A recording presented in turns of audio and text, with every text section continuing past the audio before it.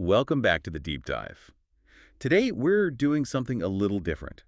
We are smashing two worlds together that, on the surface, could not be more different. Not at all. I mean, on one hand, you have the muddy, high-stakes battlefields of Ramadi, Iraq. Right, and the thinking of Navy SEAL commanders like Jocko Willink and Leif Babin, their whole philosophy of extreme ownership. And on the other hand, you've got the quiet, frankly dusty lecture halls of the London School of Economics. And the work of the philosopher of science, Karl Popper. Exactly, his falsification theory. But the connection, and this is what we're digging into, is that they're both fighting the exact same enemy. And it's not what you think. It's not a person or a country. It's an internal enemy. It's that urge to protect yourself, to be right.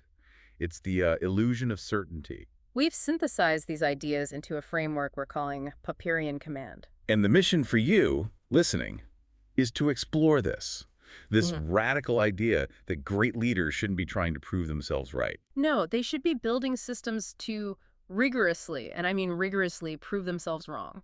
This is a deep dive into treating your leadership style itself as a kind of scientific hypothesis. So let's start with the big idea that makes this all work. Falsifiability. Yeah, and how it directly targets a leader's ego. Okay, so Popper, he really, he flipped the whole idea of science on his head. He really did. He argued that the mark of a good scientific theory isn't that you can prove it's true. Which is what everyone thinks science is, right? Right. Collecting evidence to prove you're right. Exactly. But Popper said that's, fundamentally impossible. You can never see everything. He used that classic example of the swans. Right. The swans. You can see 1,000 white swans, 1,000,000 white swans. And you feel pretty confident. Your theory is all swans are white. You feel very confident, but none of that observation, no matter how much of it there is, actually proves the theory is true. But it only takes one. One single black swan. And the whole theory, the entire thing, just collapses, instantly and definitively proven false. So the job of a good scientist isn't just to keep counting white swans to make themselves feel better. No. The job is to actively hunt for the black swan. You have to try to break your own theory. You have to attack it. Okay, let's unpack this. Yeah. Let's map that onto leadership. Because when a plan fails, the natural human thing to do is protect the ego. Oh, 100%. The ego is screaming, it wasn't my fault, I was right, but the market changed, or the team didn't execute. And that's exactly where Jocko Willink's idea of check the ego connects directly to falsification. So a leader with a huge ego is basically a bad scientist. A terrible scientist, they're hiding the data, a missed quarterly target, a bad product launch. They're blaming everything and everyone else. They're protecting their theory, which is, I am a competent leader and my plan was good. And the organization just stops learning. It can't, because the core hypothesis, the leader's strategy, is never actually tested. It's just defended. But the Popperian leader, the one who practices extreme ownership, does the complete opposite. They flip it. When the mission fails, they don't look for excuses. They hunt for the black swan and they look inward first. They're asking, where did I go wrong? Was my plan too complex? Did I not communicate it clearly? Yes. That's the synthesis. Extreme ownership isn't just, a nice morale-boosting idea. It's a scientific practice. You're treating your own strategy as a provisional hypothesis. A temporary guess.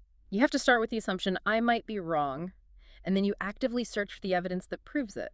It's painful, but it's the only way to get better. So this leads to Popper's engine of progress, which he called conjecture and refutation. Conjecture and refutation. We make a guess about how the world works. That's the conjecture. And reality hits back and says, nope, not quite. That's the refutation, which forces us to make a better guess. And what's so fascinating is how perfectly this maps onto the SEAL's tactical cycle. It's uncanny, isn't it? Plan, brief, execute, debrief. It's the same loop. The plan. That's your conjecture. It's your best guess based on the intel you have. And Willink's obsession with simplicity makes so much sense in this framework. Because a simple plan is a clean hypothesis. It's testable. Exactly. A super complex plan with 30 moving parts. If it fails, you have no idea what went wrong. It's a fragile, untestable mess. A simple plan has clear criteria for success or failure. And then execution. That's the test. It's subjecting your conjecture to the harshest form of peer review imaginable. Enemy fire. But this is where it gets really interesting with the idea of decentralized command. Yes. because a test isn't useful if you can't see the results in time. So decentralized command is about giving junior leaders the authority to make calls on the ground. It is, but in our framework, it's about enabling rapid, what you could call micro-falsification. Micro-falsifications, I like that. Think about it. If a junior leader sees the theory isn't working, they don't have to call back to HQ and wait for permission to change course. They see the refutation from reality right in front of them. And they adapt immediately. The system is designed for learning, not just for obedience. You can see that so clearly in business. A company where every decision has to go up to the CEO It's so slow. is like a scientific community waiting for one person to approve every experiment. It just kills progress. Whereas a team that empowers its product managers to change course, the second user data refutes their initial assumption. That team is built to learn and adapt. The speed of learning is tied directly to how quickly you let reality prove you wrong. And that ability to even hear that you're wrong requires what Popper called an open society. A system that's designed to protect criticism, to encourage it even. Right. Popper argued that closed systems, whether it's a government or a company, are doomed to fail because they suppress inconvenient truths. They hide their black swans. So the errors just pile up silently until the whole thing becomes brittle and just shatters. An open organization, on the other hand, institutionalizes criticism and makes it part of the process. Which for the SEALs is the debrief. It's this sacred ritual after every single operation. And it is absolutely crucial. For that period of time, the normal hierarchy is just, it's gone. Rank comes off at the door. Completely. The goal isn't blame. The goal is truth, no matter how ugly it is or who it points to. There's that example from the book where a junior sailor has to be able to look a commander in the eye. Someone who outranks him by, a huge margin. And say, "Sir, the plan said you'd provide covering fire at this time, and you didn't. That cost us." And not get punished for it, in fact, be rewarded for it. That's the key. So in philosophy, this is called critical rationalism. On the battlefield, it's cover and move. And the connection is beautiful. Cover and move isn't just about shooting. It's about covering each other's blind spots. If my plan has a flaw, I need you to tell me. You need to cover my mistake with the truth. But if I, as the leader, punish you for bringing me that truth, for offering that refutation, Then no one's got my back. The whole team is exposed. yes. And you, listening, if your company culture is a place where people are afraid to bring you bad news, you are operating without cover. You're just protecting your ego. And you're committing your entire organization to a strategy that reality has probably already proven false. You're trading that short-term comfort of being right for basically long-term failure. Okay, let's bring this home with the last piece. Jocko's mantra, discipline equals freedom. What does discipline really mean here? Well, it's not just about getting up early. In a scientific sense, discipline is the toughness to stick to the method. It's recording the data accurately, even when it ruins the result you were hoping for. Exactly. It's fighting that urge to fudge the numbers just a little bit. That takes incredible discipline. So for a leader, the main act of discipline is fighting confirmation bias. That's the big one. Confirmation bias is the ego's gravity. It's that pull towards the data that makes you look good. It's focusing on the 5-star reviews and ignoring the flood of customer support tickets. It's looking for the white swans. It's so easy and so tempting. Fighting it requires specific discipline actions. Like what? First, the discipline of ownership. Just saying the words, "I was wrong," immediately. No excuses. That's harder than it sounds. Oh, it's immense. Second is the discipline to stick to the process, to always do the debrief, to always look at the hard data, especially when you're tired and you don't want to. And then there's prioritize and execute, which in this context means prioritizing the mission's truth over your own personal comfort.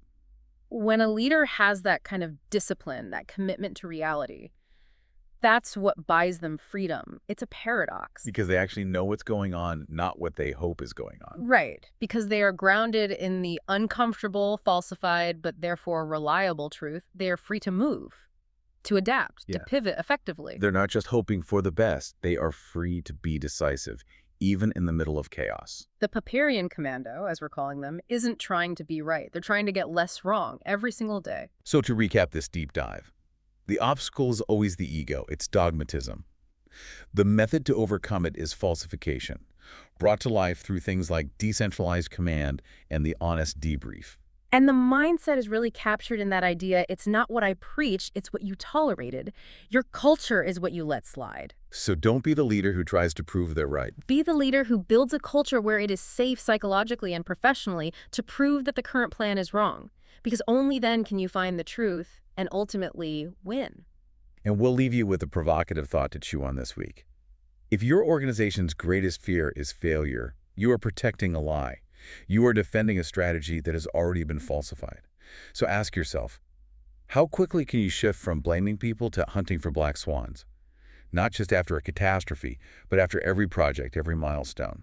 What one specific rank room and ritual could you put in place this week to start institutionalizing criticism and finding the flaws in your own best ideas? Go find the truth.